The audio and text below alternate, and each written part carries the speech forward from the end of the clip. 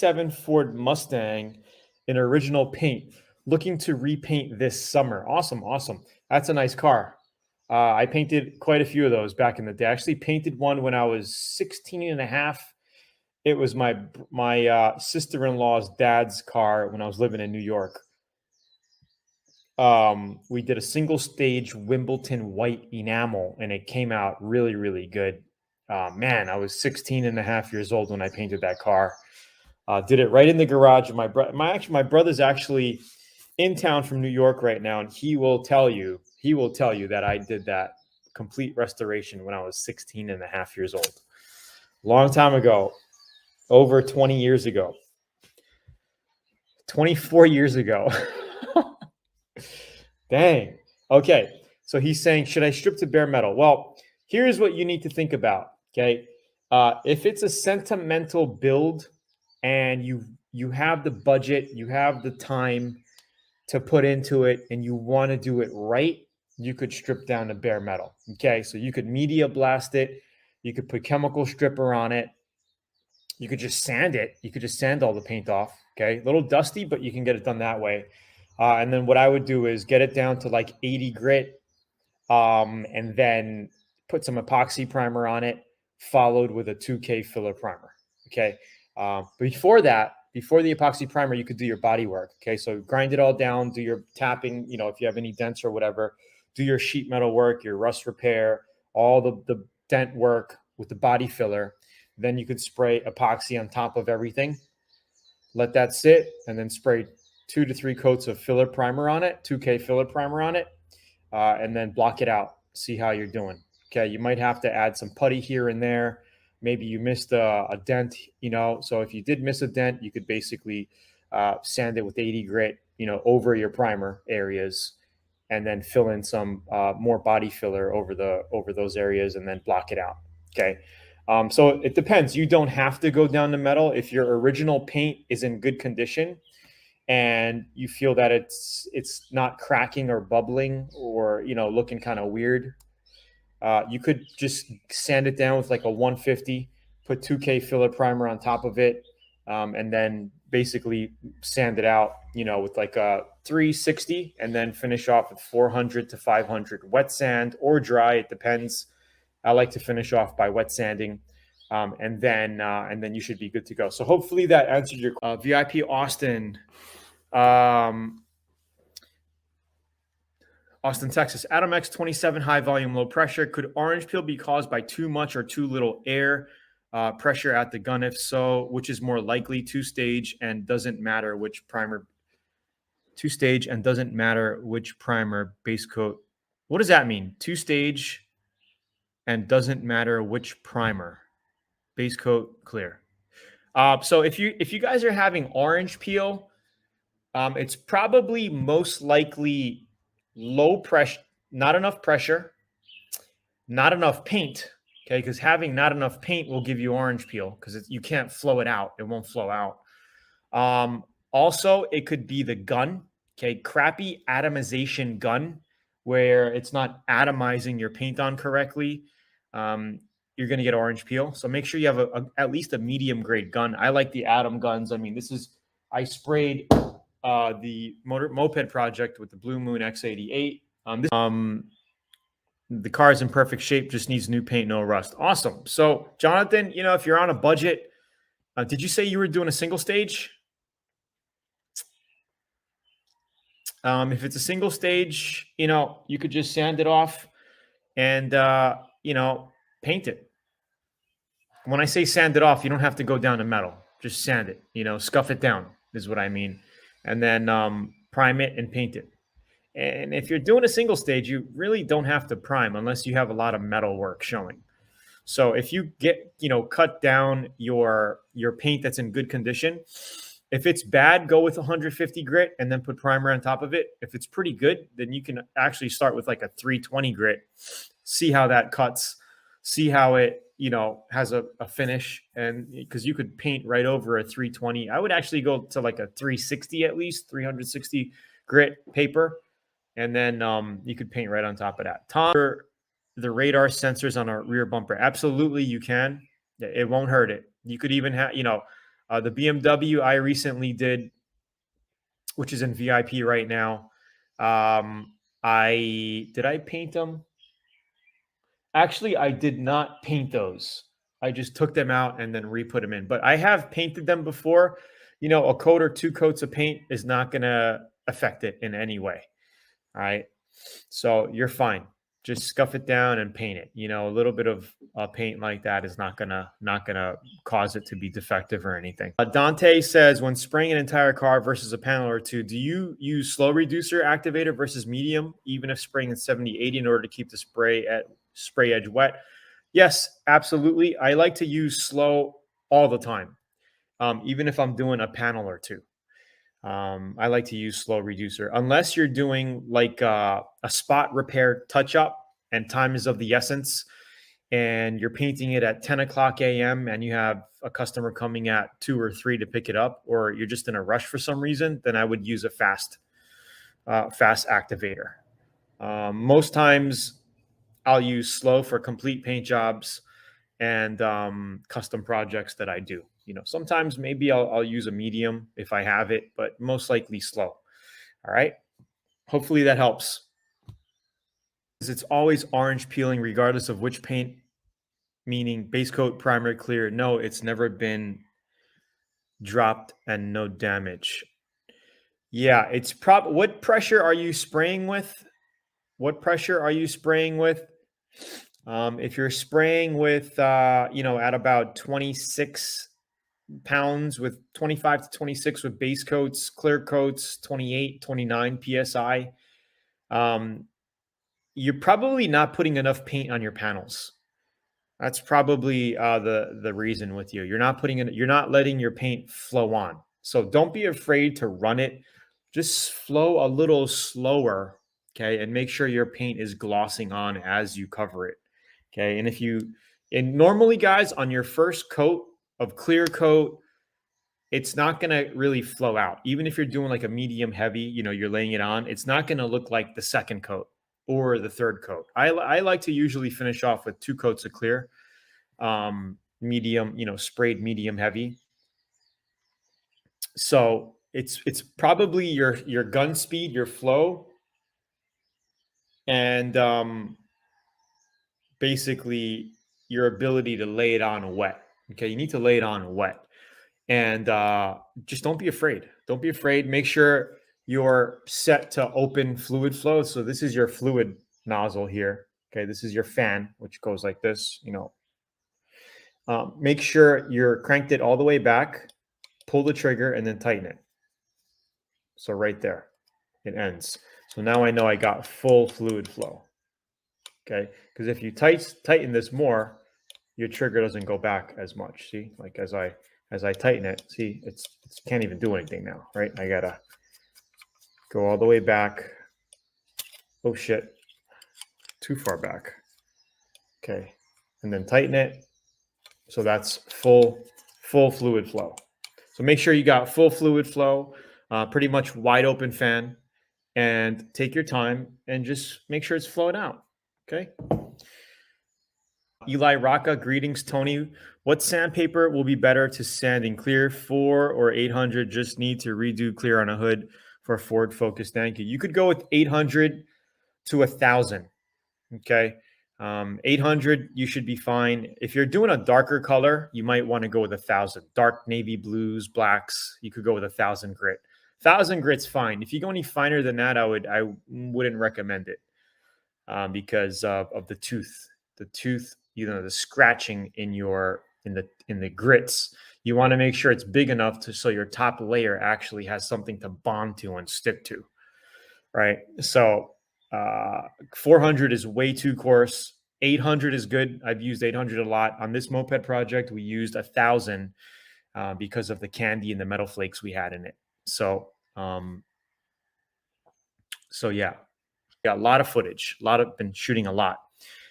Billy Johnson says, hey, Tony, why does Bondo shrink after sanding? Flush also saw and heard you can't clean Bondo with wax and grease. Normally not recommended. Normally after shaping body filler Bondo, I like to just blow it off and prime it.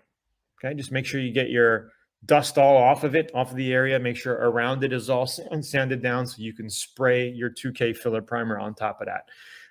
Not sure why your Bondo is shrinking after sanding. Maybe you didn't let it sit and cure long enough. So make sure you're mixing enough hardener in your body filler. Let it sit, don't rush it, shape it. It shouldn't shrink after that. It really should not shrink. Okay. Not sure how you're seeing the shrinking. Are you like spraying primer on it and you're seeing shrinking, or maybe it's just absorption? Because sometimes when you lay primer on it, you're going to notice that where you had body filler basically absorbs more than around the area. That's just absorption. What you could do is just put two more coats of filler primer on top of that. Okay. And then sand it down flat. Is this helping? Lemgrod says, hey, what's up? I have 2 compressors, a 33 gallon and a 20 gallon, teed into one desiccant dryer and out to one hose. Will that combine both CFM in a good combination, 53 gallon total? It depends on the horsepower of your motor, how much pumping that thing can do, how much SCFM that could put out and generate by pumping. So I'm not sure what size what size of horsepower your motor is. Maybe it's 1 horsepower, 1.5 is a little small. Anywhere from 2 to 3, 2.5 to 3 is ideal. 3 horsepower is ideal. 3 to 5. But as far as volume, 53 gallons of volume is not bad for painting, large panels. Okay, again, you will deplete it depending on how quickly your motor, your compressor can refill and charge your tanks up. I don't know, the output of your motors on that tank. Do you wipe Bondo down with thank you? You don't have to wipe Bondo down. You don't have to. Just blow it off, okay? Dry is better. Blow it off after you do your body work shaping. Blow it off. And coat it with primer. Michael G says 25 to 26 base coat. You're probably right. Just concerned when it runs. I'm having runs all over the place for vertical panels. Just take your time. You're going to have to basically master your gun flow, distance to panel. Okay. Because too close, you could run it. Too far away, right? You're not getting enough material on the panel is going to give you dryness and orange peel as well. So, when it's dry, you get orange peel. Can you spray filler primer over 320 grit? Absolutely, you can. I wouldn't go any finer than that. 320s, you're okay with that. Usually a 2K filler primer, you can go over like a 150, 180 grit, 220 grit. I usually don't spray over a 320 grit. Jonathan Swindle says, what grit do you suggest before spraying metallics, 400 or 600?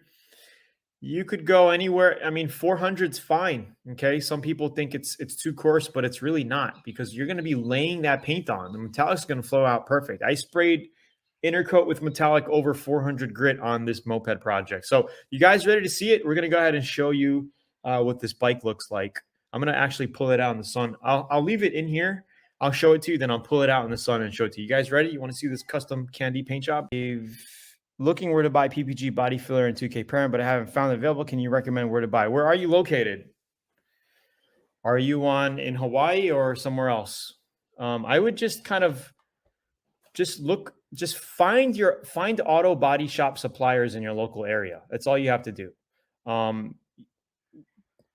If you know anybody in the auto body industry, then, if you know any shops around the corner from yourself or whatever, just ask them, hey, where do you get your paint from?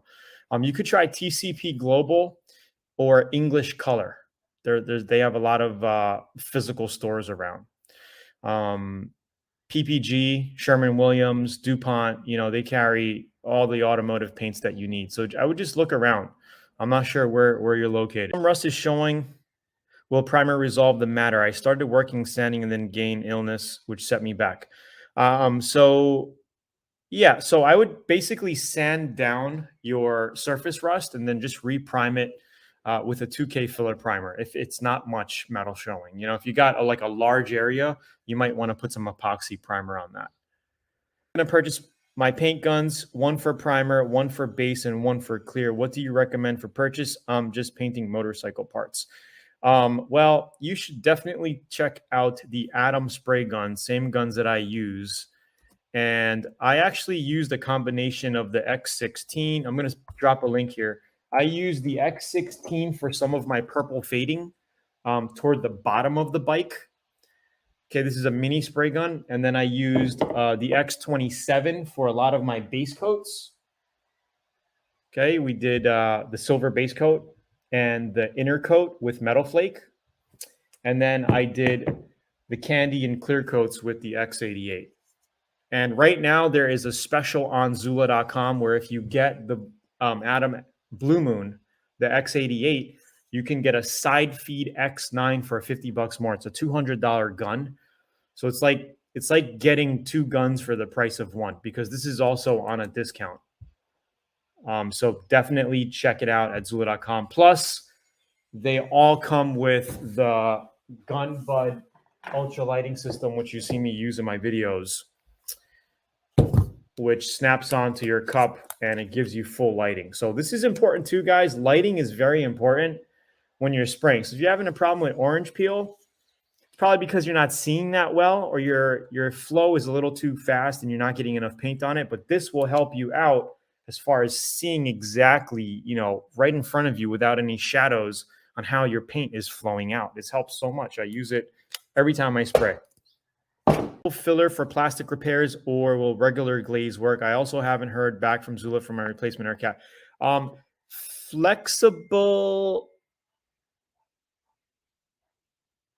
Yeah, you don't need to use any. You could use regular glaze putty and body filler for plastic repairs on panels. You'll be fine.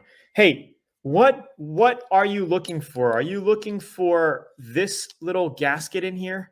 Because I know they come with replacements. Are you looking for this little gasket? Gweenitz? How do you pronounce that? Gweenitz? Are you looking for that? Or are you looking for this over here? This thing here. Let me know. Because I have some extra ones here. I could probably just help you out and hook you up. Send me your mailing address, bro. I'll just put it in the mail for you. No problem.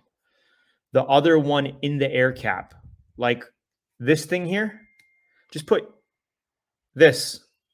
Double confirm, because we have the lagging of the one on back of the air cap. This one, right? Just say yes one more time. I'll throw one in the mail for you, bro. I have a couple of these extra. I'm not sure why they didn't reply to you, but I have. Okay, cool. I'll tell you what. Email ninjasupport@LearnAutoBodyAndPaint.com with your name and address, and I'll throw this in an envelope for you. I have a couple extra in my drawer. They should be stocking them at Zula. And these don't go bad. I don't know why. Did you have an issue with it or something? Or did you lose it? Or what happened?